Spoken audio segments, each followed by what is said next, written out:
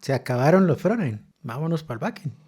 Comienza a estudiar gratis programación e inteligencia artificial en ed.team y descubre por qué en español nadie explica mejor. La semana pasada hubo 2 eventos interesantes en el ecosistema React. Hoy en día React.js es la librería, framework, etcétera, o ecosistema, llamémoslo así, que está dominando el desarrollo en el frontend, en JavaScript en general. Pero pues el decir frontend cada vez se está quedando más corto porque estas herramientas a partir de React se están expandiendo mucho más hacia el lado backend gracias a Node.js, que sabemos que es JavaScript del lado del servidor. Entonces, la semana pasada se realizó la ReactConf y la semana pasada también se llevó a cabo un evento interesante que es el Vercel Ship, le llamaron, de Vercel. Para los que no saben, es esta empresa que hace soluciones en la nube para el lado frontend, para poder desplegar tu sitio y demás. Pero también es la principal empresa auspiciadora y pues creadora del framework más conocido en el ecosistema React, que es Next. Y Next.js, bueno, Vercel durante su evento anunció una nueva versión de Next. Entonces, tenemos versión 19 de React anunciada. En este momento estamos en una versión Release Candidate. La versión Release Candidate es como que ya la previa, le vamos a hacer algún ajuste si nos reportan algún issue.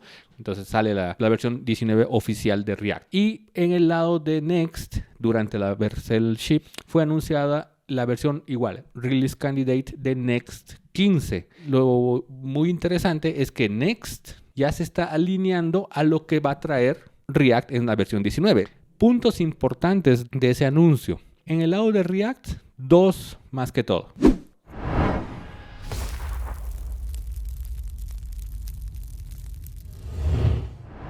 React en la librería de forma nativa ya va a soportar el manejo de componentes del lado del servidor. Hasta la versión 18 esto era experimental y en la versión oficial de React 19 vamos a tenerlo ya estable y los componentes van a poder ser renderizados del lado del servidor o del lado del cliente. Esto también introduce un concepto que para muchos va a ser nuevo, que es el concepto de directivas. Vamos a escribir los componentes utilizando una directiva, que más o menos es la nomenclatura de los hooks de React, y es el useClient y el useServer, que ustedes ya lo conocen si han venido utilizando Next. Entonces, en React nativo vamos a poder decirle useServer y eso significa que nuestros componentes, ese componente que vayamos a escribir, se va a renderizar del lado del servidor, y useClient, pues le vamos a decir de forma directa que se renderice del lado del cliente. Obviamente, al hablar de React como un framework o librería frontend, pues si no le dices nada, lo natural va a ser que esté en el lado frontend. Lo contrario pasa en Next. En Next, por defecto, tenemos el lado backend. Esa es la principal diferencia. O sea que ya tenemos un nuevo PHP. Bueno, sí, precisamente el anuncio de que dio lugar a muchos memes en el año pasado de el nuevo PHP o PHP está reviviendo y demás, fue por el lado de Next. ¿Por qué? Porque con Next sí te puedes conectar directamente a servicios de base de datos. Es más, hoy en día están muy de moda las bases de datos serverless, entonces desde el frontend puedes hacer llamadas realmente a base de datos. React como tal todavía no se está metiendo hasta ese punto, pero sí se nota que va por ese camino. Pero entonces en este momento el useServer va a servir solamente para renderizar, no más. Exacto. Entonces, pero es raro, ¿no? O sea, si yo tengo una página con 4 secciones y le digo que 2 secciones se rendericen en el servidor y otras 2 en el frontend, va a ser como extraño, ¿no? Sí, no puedes hacer eso. Obviamente... ok. O toda la página... Exacto. Pero, ¿o toda la página o todo el proyecto? No, es por ruta. La que manda es la ruta, sí. Ya.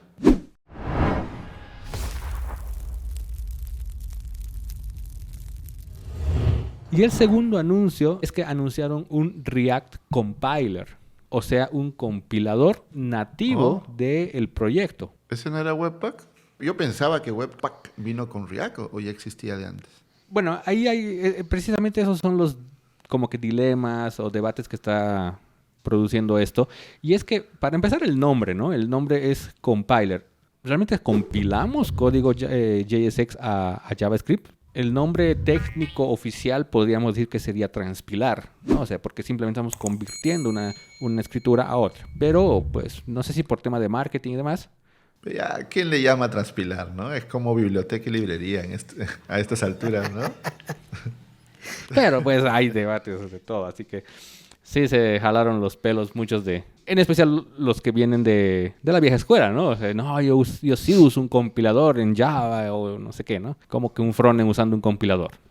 Pero bueno, tenemos React Compiler que va a estar en versión experimental cuando salga la versión 19 de React. Y esto yo creo que más se asimila a tratar de reemplazar, o no reemplazar, sino a acoplarse a Babel, ¿no? Porque Babel hasta el día de hoy podía trabajar o trabaja de la mano con Webpack.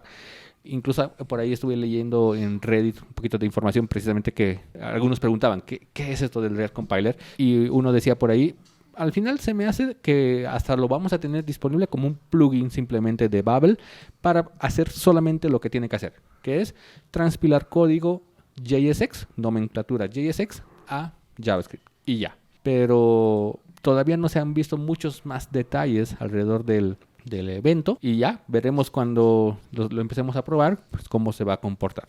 Ahí dicen que, no sé qué tan es así, que la transpilación es una forma de compilación, ¿será?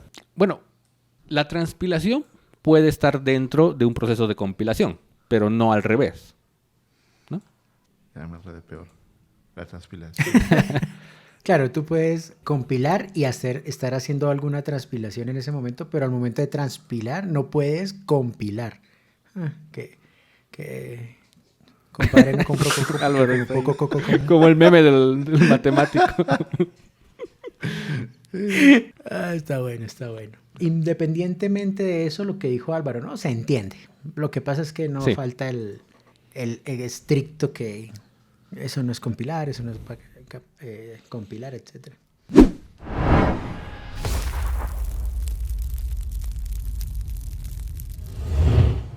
Algunos anuncios pequeños adicionales por el lado de Vercel que me llamaron la atención, y es que Vercel como empresa está creciendo realmente mucho. Entonces gran parte de los nuevos proyectos frontend directamente piensan en deployar a Vercel, no piensan ya en construir su propio servidor, no piensan ya ni siquiera en AWS. Durante el mes de junio Vercel va a cambiar su plan de pagos. Vamos a ver qué tanto impacta eso en precisamente la decisión de irme o no por un VPS pequeño, AWS o sigo en Vercel. Y precisamente para prever un poquito esa movida, Vercel ha hecho anuncios interesantes para competir directamente con algunos servicios que AWS ofrece. Por ejemplo, el equipo de seguridad de Vercel ha ofrecido en su versión Enterprise, por ejemplo, control directamente desde el dashboard, o sea, con una configuración muy sencilla de los accesos WAF. Justamente hace una semana Alexis no estaba con nosotros porque estaban sufriendo un poquito con eso Por culpa de los WAF. accesos. O que no había WAF. Y eso lo maneja un especialista en AWS. En cambio, Claro. Vercel ahora dice, pues no necesitas ahora un especialista en AWS, aquí lo tienes. En Vercel van a ser 5 clics. Uy. Pero Vercel está optimizado para desarrollos en React o cualquier tipo de desarrollo. Frontend. Ah, ok. Claro, pero cualquier framework, Angular. Sí. Sí puedes subir hasta un HTML plano, puedes subir frameworks como Astro, reconoce proyectos en Vue, en Vite. Si lo iniciaste con Vite, con Create React App, con Next, Create App. O sea, todos Eso, esos, honestamente, sí me parece un valor agregado muy importante de Vercel. O sea, independientemente de que te funcione como host, el hecho de que el CI/CD sea tan sencillo con ellos es un valor agregado muy importante. Nosotros sufríamos muchísimo compilando.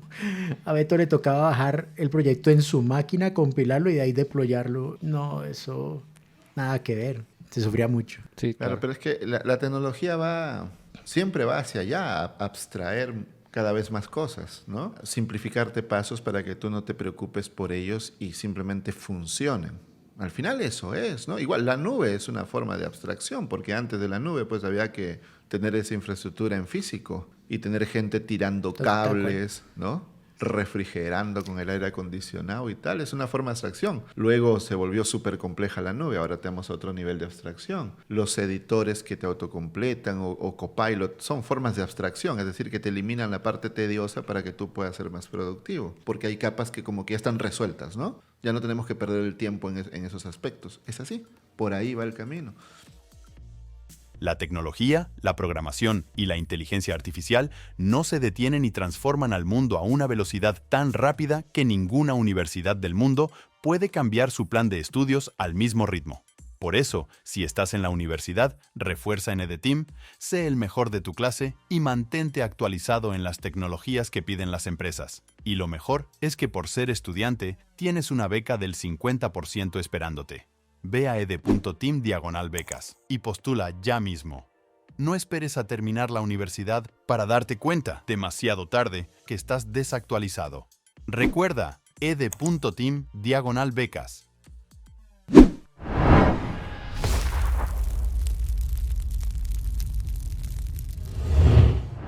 ¿Por qué se mueve tanto hacia el backend? ¿Cuál es la tendencia? No entiendo bien eso. Un dato interesante fue que más del 70% o 60% de los nuevos programadores empiezan con React para aprender a programar. O sea, no dijeron JavaScript, dijeron React.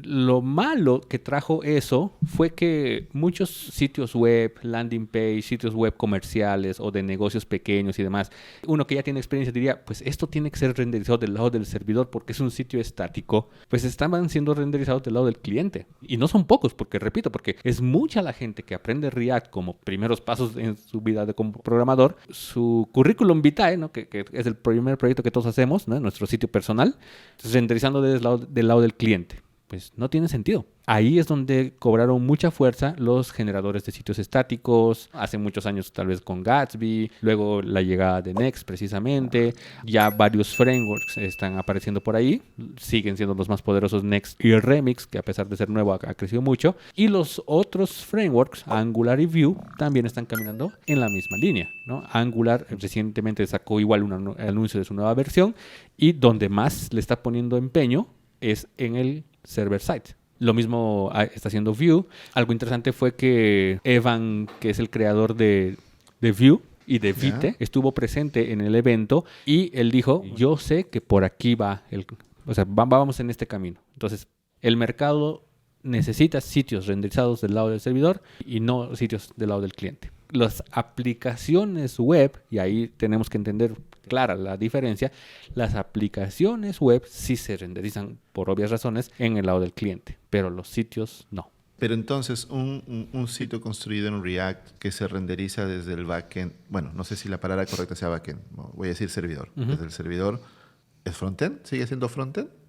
Ya deja de ser frontend, pero sigue siendo el ecosistema JavaScript, ¿no? Entonces, como sigue siendo JavaScript porque es Node.js, o sea, como que sin decirlo, ¿no? Sin decirlo así como tú lo estás poniendo de será frontend, será backend, lo que está entrando más bien es decir, no necesitamos más que JavaScript.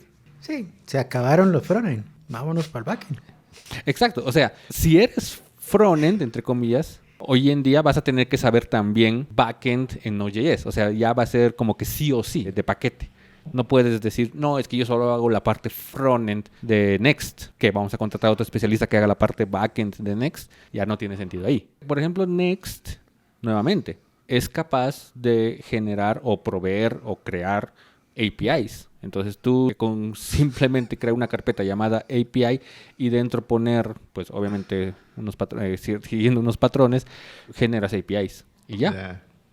Entonces, uno dice, entonces, ¿es backend o no es backend? Es backend, porque es una API. Ni siquiera está del lado del servidor. O sea, ni siquiera es el sitio, la página, desde el lado del servidor, porque a esa API tú te puedes conectar desde cualquier servicio, como cualquier API. Eso funciona muy bien para proyectos pequeños y medianos, pero cuando ya necesitas una carga fuerte, ya comienzas a evaluar que el backend no vaya con JavaScript. Es muy bueno, pero cuando de verdad comienzas a utilizar procesos grandes y quieres optimizar recursos de los servidores, porque eso cuesta. Sale más barato utilizar un backend con un lenguaje más optimizado Y sí por es eso se verdad. migra. Como dijimos hace un rato, ¿no? O sea, una factura de $5 al mes por una BPS en DigitalOcean, ¿no? Pero ya cuando ya estás hablando de miles de dólares al mes, que es pues, lo que pagamos en EDTeam, hay que cuidar cada costo, cada cosita que subes, pensar en la arquitectura, pensar en la facturación, ya es otra cosa.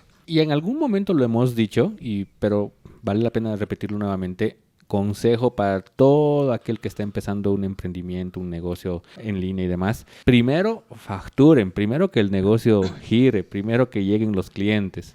No se preocupen que es que mi proyecto tiene que estar en AWS con Next y el backend en esto. Me han dicho que para iniciar mejor si me voy directo con esto, con el otro. Primero, tengan su aplicación, tengan su MVP, pónganla en el mercado y cuando empiecen a llegar los clientes, cuando empiecen a facturar, va a ser un lindo problema, que es lo que nos ha pasado, lo que contaba Álvaro.